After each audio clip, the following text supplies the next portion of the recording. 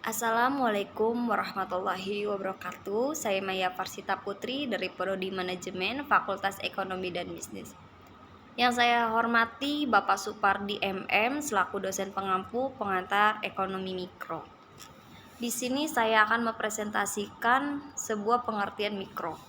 Ekonomi mikro adalah ilmu yang mempelajari implikasi, insentif, dan keputusan, khususnya tentang bagaimana hal itu mempengaruhi pemanfaatan dan distribusi sumber daya.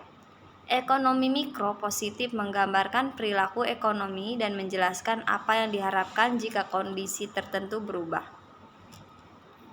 Bahasa lain dari ekonomi mikro adalah mempelajari perilaku produsen dan konsumen beserta penentuan harga pasar. Sedangkan ekonomi makro adalah ilmu ekonomi yang mempelajari bagaimana perekonomian secara keseluruhan. Dan adapun di sini tujuan ekonomi mikro. Ekonomi mikro juga dapat melakukan analisis pada mekanisme yang menjadi pembentuk harga relatif pada produk. Dan adapun dapat melakukan analisis kegagalan pasar, yakni saat pasar gagal dalam memproduksi hasil yang efisien dan menjelaskan berbagai situasi dan strategis yang dibutuhkan pasar dengan bentuk persaingan yang sempurna. Adapun contoh ekonomi mikro.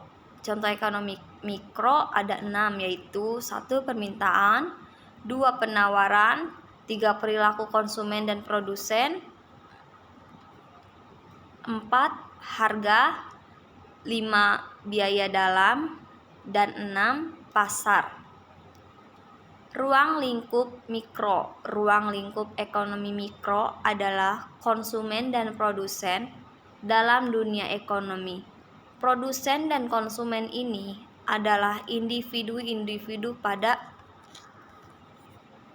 rumah tangga, masyarakat, organisasi, atau perusahaan.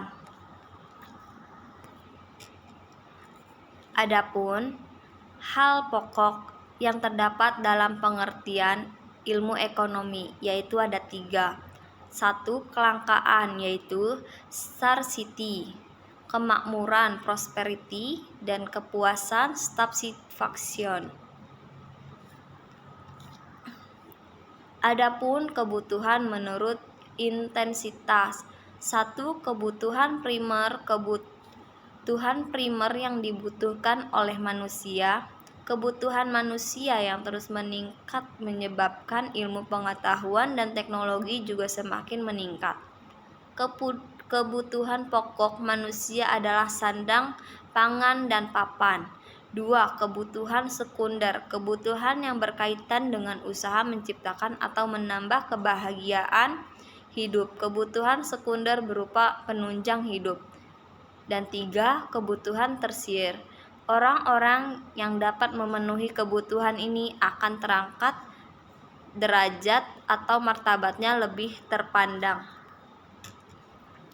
Adapun masalah ekonomi. Masalah ekonomi yaitu terbagi 2. Masalah kelangkaan, yaitu masalah kelangkaan yang bisa terjadi pada ekonomi mikro atau ekonomi makro, berlaku sebagai akibat antara ketidakseimbangan antara kebutuhan masyarakat dan faktor-faktor produksi yang tersedia dalam masyarakat.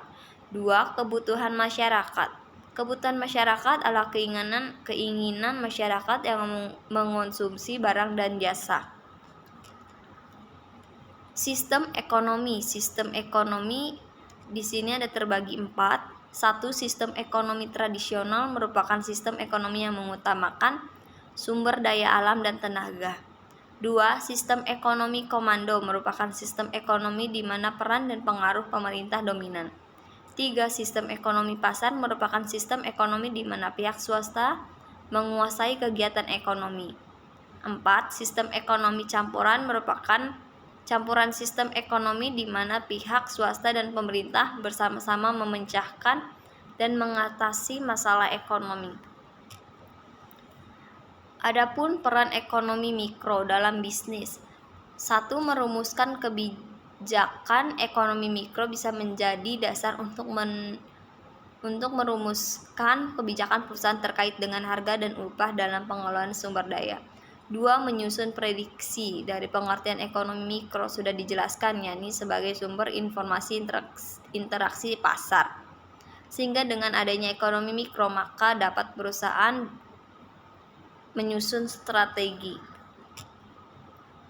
3. Memahami perilaku konsumen. Melalui ekonomi mikro, maka secara tidak langsung perusahaan dapat memahami bagaimana kebutuhan konsumen. Tentu saja ini akan berpengaruh terhadap kemampuan produk atau jasa bisa bertahan di pasar.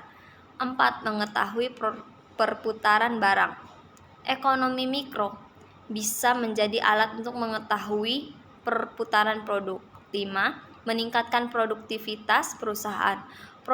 Produktivitas perusahaan dapat tercapai dengan dorongan berbagai aspek seperti SDM yang berkualitas, produk yang terjamin kualitasnya, dan lainnya.